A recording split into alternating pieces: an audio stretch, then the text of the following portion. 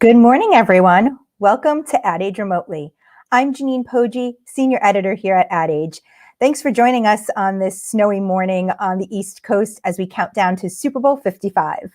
So this year's big game commercials are certainly poised to look different than in years past, with brands like Budweiser, Coke, Pepsi, Hyundai, Audi, all sitting on the sidelines this year, and it's making room for some newcomers. Currently, there are at least 12 first-time advertisers joining the fray, and I'm joined by one of them today. Fiverr will make its Super Bowl debut for the first time, and I'm here with Duncan Bird, who is VP of Brand Marketing and Digital at Fiverr. Hey, Duncan. Hey, Janine. Thanks very much for having us here. I was enjoying that music you were playing. It's very fun, right? Yeah, it's my theme song. I dream about that one. Well, I appreciate you joining us on this snowy day. You're in New York. I hunkered down, I'm sure, over there, and getting ready for Super Bowl, Fiverr's first big game commercial, which is certainly exciting, I'm sure. It's very exciting. We're all jolly excited and delighted to be here talking to you and your viewers on this very snowy day. So for those of you watching at home, if you have any questions or comments, feel free to leave them on our social channels. We'll try to get to them during this conversation. So Duncan, let's start with talking about the decision as to why Fiverr thought this was the right year to air its first Super Bowl commercial. So that's a great question. I mean, we've been thinking about and talking about the Super Bowl for some time. And I think, we've been very humbled by what's happened in the last year with the pandemic and the effect that it's had both on small businesses and on people being able to get freelance opportunities to work remotely. We've been talking about and planning around becoming and moving towards our brand representing a future way of working and leveling the playing field for people. And what we've seen really is just a gigantic acceleration in that movement during this period. So we've done a number of things during the last year where we have accelerated our growth and refreshed our brand, changed our brand thinking and our marketing direction like many brands have had to during this period. And it feels like the absolute right moment for our company to make its debut at the Super Bowl. What did you see during the pandemic, that from a consumer standpoint? Did you see more consumers coming to the platform? How did you guys pivot during this time? So I think one of the first things we did was we started to say to ourselves, what can we do here to help rather than just to sell? It's a great temptation for brands to want to sell. But what we started to do is to think of ways in which we could help businesses to transform what they were doing. And we moved towards a campaign which was about transformation and helping businesses go from offline to online. And we called that The Shift. And then we started testing different types of media that would help us connect with brands who wanted to transfer, with companies who wanted to transform. And that's kind of been our thinking throughout. And it's very important to us to have the right tone and the right approach. And that we, at the beginning of all of this, a lot of brands were talking about, we're all in this together and in these times. And I think people are a little tired of hearing that. So we've tried to do things for businesses where we're actually helping them by giving things like micro grants and helping people in any way that we can. I do want to talk about that a little bit more in a bit, but you mentioned the future of work and how Fiverr has really been working towards that prior to the pandemic. Can you talk a little bit more about what you're expecting to accelerate in that end? Future of work, even from just the advertising industry standpoint, is something we've been paying attention to. We realize post-pandemic, certainly the way that we've been working before the pandemic is going to change dramatically and probably stay that way. So how are you anticipating this, and how is that showing through in sort of your marketing? So it's showing through in our marketing in multiple ways. Our TV campaign, which we called It Starts Here, was about remotely helping a number of businesses in the Nashville area who were having tremendous difficulties with their own businesses. And we got involved with those businesses, helped them to create the necessary tools that they needed to survive and thrive online, and documented that. So we had a series of advertisements which were bringing to life the critical path that small business owners need to transform their businesses. So it's about really helping, being a catalyst, and showing people that you can come onto Fiverr and you can transform your business and thrive. And in terms of the future of work, what we're seeing globally is that we're all having to adapt to the ways that we work. And what it's really been for us is an acceleration of a growth that was already happening. We were growing very fast before this. And what's happened is it's accelerated that growth as people realize, for example, if you're shooting a Super Bowl ad in a pandemic, you can't just jump on a plane and go and sit on the set. You have to adapt to the ways that you work. Absolutely. And I'm sure you have some great stories about creating the ad in the Super Bowl. I do want to ask, though, the Super Bowl obviously is a change of pace for how Fiverr had been marketing previously. It's a huge jump, a lot of direct-to-consumer push and more of the out-of-home and those kinds of efforts. Can you talk about the opportunities Fiverr saw in the pandemic to change where you were doing your marketing and the media that you were buying? Yeah, I mean, we were right at the beginning of the lockdown. We were about to launch some big out-of-home campaigns in Europe and also in North America. And clearly, when everyone's being told to stay at home, and quite rightly so, an out-of-home campaign is not really the most sensible weapon to be using in your marketing armory. So we adjusted. We used podcasts more than we had been. And we started to focus on using television as a way of both increasing our brand's saliency and awareness and telling the story of the different services that you can get on Fiverr, and to really try and bring to life our purpose, which is about helping anyone in the world, no matter where you are or who you are, build your business, your brand, or your dreams. And so we've really doubled down on that purposeful aspect of our marketing and using media that people are actually going to connect with. And as we all know, this has been a year of quote unquote television, people being at home watching programs a lot more. And therefore, that's a great opportunity with the right tone of voice to reach people and tell a supportive and inspiring story.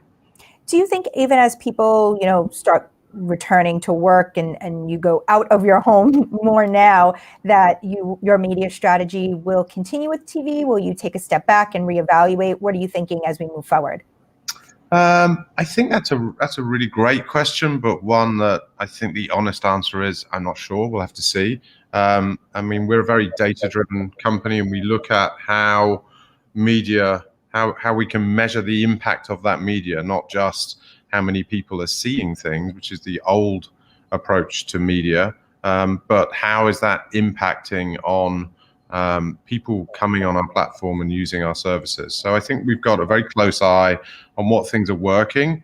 I think that as we adjust to a new normality, whatever that might look like, we will just evaluate each and every media opportunity. I mean, since we made this announcement, my inbox is full of lots of opportunities to advertise here, sponsor this, sponsor that. And, we take all of them very seriously, and we evaluate them very, very carefully. I am here with Duncan Bird of Fiverr. Thanks to those of you who are watching at home. Hi to Courtney from New York, Ivan from India, Amara from the UK, Scott from England, Benjamin from Texas, Kathy from Michigan, Sanip from Turkey, and Dedi from Indonesia. Thank you so much for tuning in. Remember, if you have any questions or comments, to leave them on our social channels. We'll try to get to them during this conversation. So before we get to Fiverr's Super Bowl commercial teaser, let's talk a little bit about the creative direction for the ad and for the campaign. Were you looking to strike a more humorous tone, a more serious tone? What was the approach? I think it's pretty clear when you see the teaser that we're taking a humorous approach. It is humorous, but it's humor with a real purpose. We're trying to tell a story, as we have been in our It Starts Here campaign, about real businesses really transforming in these crazy times to keep afloat and make sure that they grow. And so it's a combination of a real story about a real business, but in the world of great Super Bowl campaigns, I think it's pretty clear, and especially right now in the times that we're living in, that people are tuning into the Super Bowl to be entertained. So yeah, we've taken a very thoughtful but humorous approach.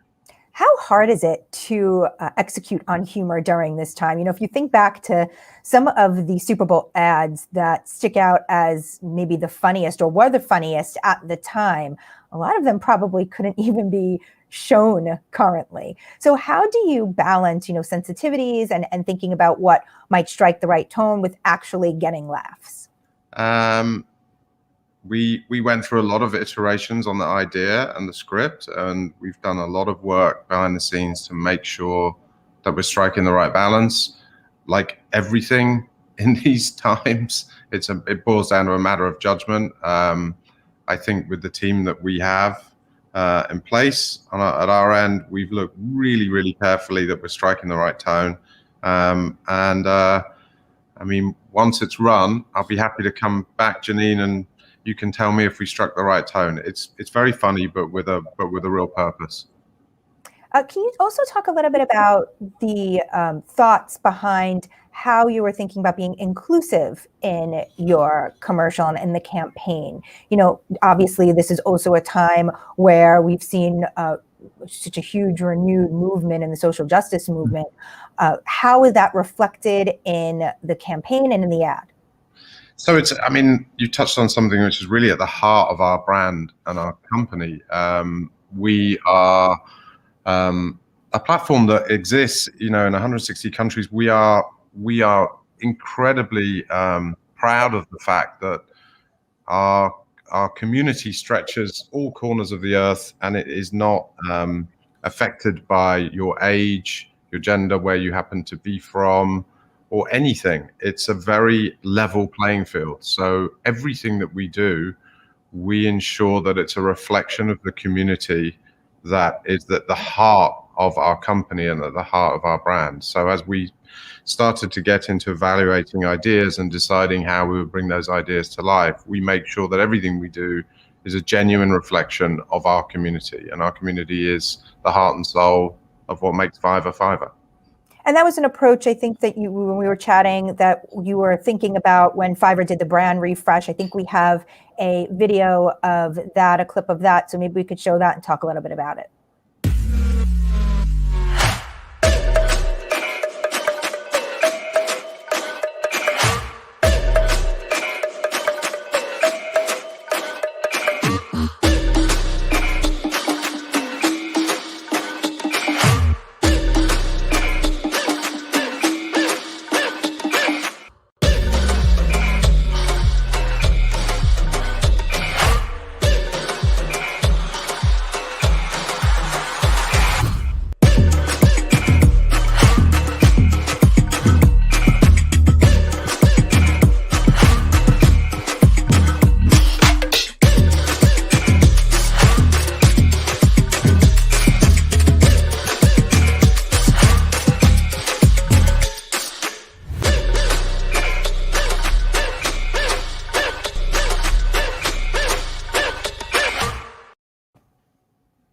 Wow, it's a while since I've seen that, but yeah, that's when we refreshed our brand.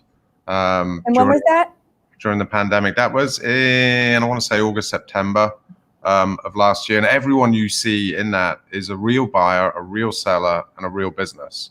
So it's a perfect encapsulation of what I was just talking about, which is we always want to be celebrating that community part. When we did our IPO a year and a half ago, and we rang the bell, the New York Stock Exchange, the people on that stage were all sellers and buyers on Fiverr. It wasn't the management of our company.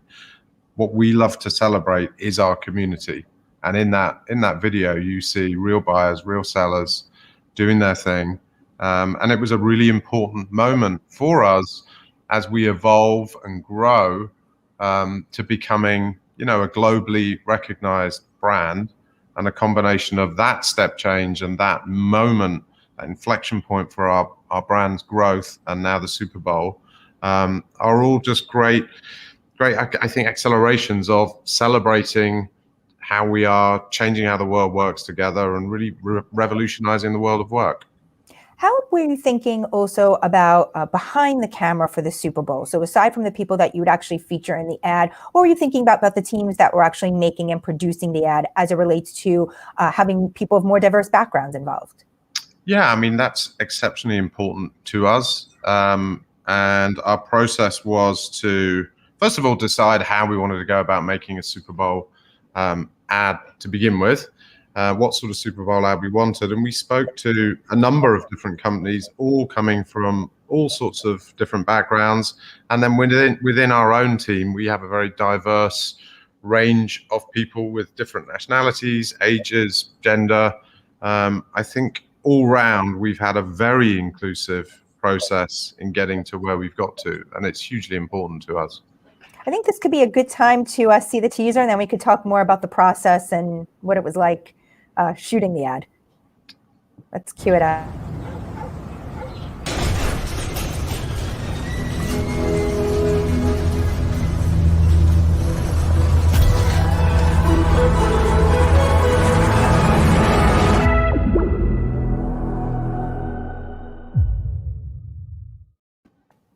Okay, so that's the definition of a teaser, in that I have no idea what is going to happen next or where you're taking me on. But maybe, I know you can't give me too much on the ad itself, but talk to me a little bit about what Fiverr is looking to achieve there.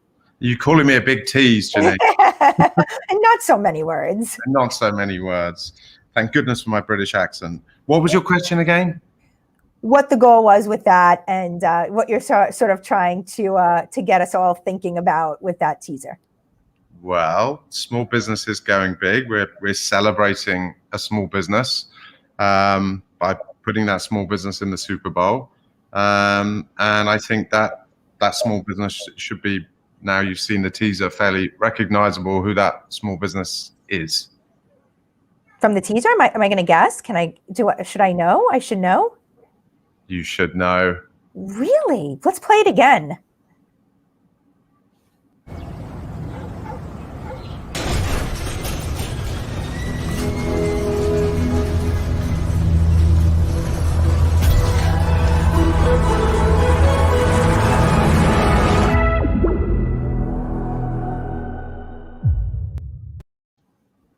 It's coming up in the chat. All right, our producer backstage is guessing it is 4 Seasons Total Landscaping. Can we ring a bell? No. Yes. Look at this. Thank you to Max backstage for talking us through that one. That's so exciting. So tell us about how that came together. How it came together? Well, we were looking at lots of different ideas and ways to take our existing campaign into a Super Bowl format, and we met with Marie Sarava, the owner of 4 Seasons Total Landscaping, and what had happened to her business and the way that she has pivoted and lent into the infamy that she's gained, and the notoriety has just been totally in keeping with what we see as our role in transforming businesses who have an entrepreneurial spirit and want to get out there and do interesting things. So they seemed like a really great business to partner with for an epic Super Bowl spot. What was it like creating the spot with them at this time? You know, obviously the pandemic itself, Super Bowl ads are never easy to create in general. You know, the pandemic certainly, I'm sure, added another level of complication. Can you talk about the process, any major challenges, any, you know, huge roadblocks or things, ways that you pivoted because of it? Well, there's 2 answers to that, Janine. One answer is it was all completely fine. Nothing went wrong. I don't believe that one. Or the truth. It was not without its challenges. I think, you know, one of the things that did occur to me is we were shooting it remotely. The shoot happened in Mexico City. I don't know how many shoots you've been on, but when you go on a shoot, typically the director and the crew are looking down the camera, and you're looking at what's called sort of the playback monitor. And then you're asking to see the playback. You're not necessarily seeing what's being shot. Through the technology that we used, which the production company MJZ put together, I was able to see every single thing that the director saw and be able to speak to him. So in a way, I was further away, and yet I was closer. So not unlike Fiverr's business, the technology allowed us to do things that even in person would not have been as good. But I think you're looking for humorous things, right? The truth of it is what I'm looking for. But yeah, if there was any major, obstacles, things that you changed, is there anything that you decided to do differently as you got into it that maybe, in the planning stages sounded like a great idea, but then the reality of trying to make it work, you couldn't do? Well, I mean, obviously because of COVID and COVID restrictions, we had to ensure that everybody was safe. So that meant a gigantic amount of testing, and keeping people safe in where they were staying, and keeping apart, and then also being together, and then just building as you'll see when you see the ad, building an epic set where we can tell a Super Bowl-esque story in a very funny way. It was challenging because we're working with the actual owner of this business, Marie, who's an absolutely amazing person, and allowing her to tell a very fascinating story about being a female-owned family business that has pivoted in a moment where a spotlight was shined upon their business and they reacted to it. And she was helping other female-owned businesses in the Philadelphia area and doing a lot of work in her community and benefiting from having a spotlight shined upon them. So yeah, it was fascinating, but not without challenges. To get into some of the funny things, I'd need to show you the spot, which we're not planning to do until the Super Bowl. Yeah, let's talk a little bit about that decision. Why are you waiting until the game? Obviously the pre-release of the ads we've come to expect from a lot of brands, over the years. What is the decision to wait until game day to actually see the spot? I mean, there are definitely pros and cons to both approaches, and we've seen some brands release their spots weeks ago. We decided to hold. We think that the spot that we have is really, really funny, really intriguing, and really just perfect Super Bowl-esque spot. It is our debut. We're very proud of it, and we want to celebrate it on the night rather than just have it out before and make it less dramatic. I think back to some brands that have inspired me in my career, the Apple 1984 spot. I can still remember it. Brilliant, absolutely impactful. And I'm not comparing ourselves to Apple. I wouldn't dream of doing that. But I think that we have a different tone, one of hilarity, and I think it's a right thing to share it at that moment. What do you expect the response to be featuring Four Seasons Total Landscaping? Are you prepared for some online commentators for featuring the brand, just because of the connection and what the company symbolized about the time that we were going through, when they came to prominence? Well, I think when you see the spot, you will see that everything we are doing is about celebrating the American dream. Essentially, we're celebrating empowering a female-owned business to be entrepreneurial, to be successful, and to pivot and make the most of something that happened to them. I don't think anyone would look at our spot and have any reaction other than, this is very funny, it makes sense, and what a great idea. It's not a political ad in any sense. We are not making any political statement whatsoever. It's an extension of what we've already been doing with the companies that I mentioned in Nashville, like Slim & Huskies, and just told through a Super Bowl lens. Gotcha. We have a question from Jacob on LinkedIn. How do you balance national marketing with like the Super Bowl ad versus direct pushes in specific markets? So we have a team that works specifically on how we roll out our brand internationally and how we expand. And we take decisions based upon each country's needs and what are the best mixes of media. For example, an Australia versus a Germany, or a UK versus a Germany or a Spain. And we have slightly different marketing mixes in each different country. And like most brands, you try to have a global brand presence and adapt that for each of the specific local markets. So to, think global but act local. For Fiverr, how will you be measuring the success of the Super Bowl campaign? We have a number of measurements in place. As I said earlier, we're very, very data driven. We're going to be measuring and looking at the effect on our awareness. We've been doing a lot of studies on how our awareness is growing, and we are the leader in our field in terms of brand awareness. We're hoping that brand awareness will go up. We're anticipating that it will. And then, visitors to our site, registrations, and people purchasing. But primarily this is about raising our awareness in North America at the ultimate stage. Well, I know you mentioned Apple 1984 as a commercial that you certainly remember and admire, but I can't let you go without giving a couple of more of your favorite Super Bowl commercials.